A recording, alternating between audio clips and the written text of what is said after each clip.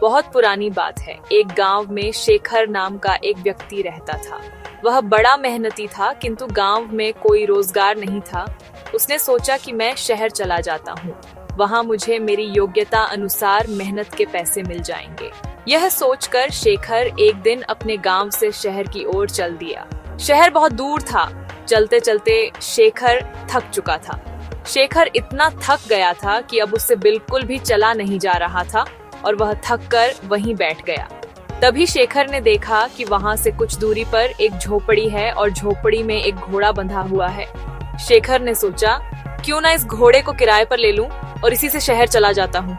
शेखर जैसे तैसे झोपड़ी पर तक पहुंचा। शेखर ने देखा वहां एक व्यक्ति खड़ा हुआ है।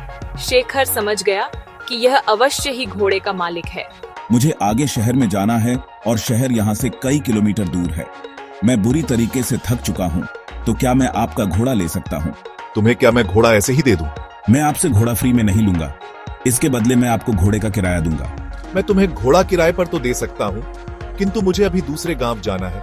अगर तुम मुझे उस गांव तक छोड़ दो तो मैं यह घोड़ा तुम्हें किराए पर दे सकता हूँ। शेखर झट से तैयार हो गया। शेखर घोड़े पर आगे बैठ गया और घोड़े का मालिक पीछे। गर्मी के दिन थे, बहुत तेज धूप थी। दोनों चलते चलते थक गए और पसीने से तरबतर हो गए। बहुत तेज गर्मी है और थकान भी बहुत हो रही है। कहीं थोड़ी देर आराम कर लिया जाए।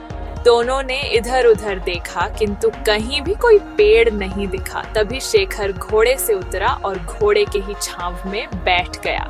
शेखर थोड़ी देर ही घोड़े की छांव में आराम कर पाया था कि यह सब देखकर घोड़े का मालिक बुरी तरीके से जल गया। मैंने तुम्हें घोड़ा किराए पर दिया है, उसकी छाया किराए पर नहीं दी। तुम हटो यहाँ से। इस छाया पर मेरा अधिकार है और मैं यहाँ आराम करूंगा। महानुभव, आप यह कैसी बात कर रहे हैं? मैंने अगर घोड़ा किराए पर लिया है तो उसकी छाया पर भी मेरा ही अधिकार है। अगर आप चाहें तो आप भी इस छाया में मेरे साथ बैठकर आराम कर सकते हैं। नहीं नहीं, इस छाया पर सिर्फ और सिर्फ मेरा अधिकार है और मैं ही इसकी छांव में बैठूंगा। तुम हटो यहाँ से। इतनी छोटी सी बात पर दोनों में जोर जोर से बहस होने लगी और बात तू मैं से हाथापाई पर आ गई। दोनों एक दूसरे से झगड़ने लगे और एक दूसरे पर लात घुसे बरसाने लगे। सुनसान जंगल में उनके बीच बचाव करने वाला भी कोई नहीं था। दोनों की लड़ाई देखकर घोड़ा भड़क गया और वहां से भाग गया। थोड़ी देर बाद जब घोड़े के मालिक ने घोड़े को देखा तो वह कहीं दिखलाई नहीं दिया।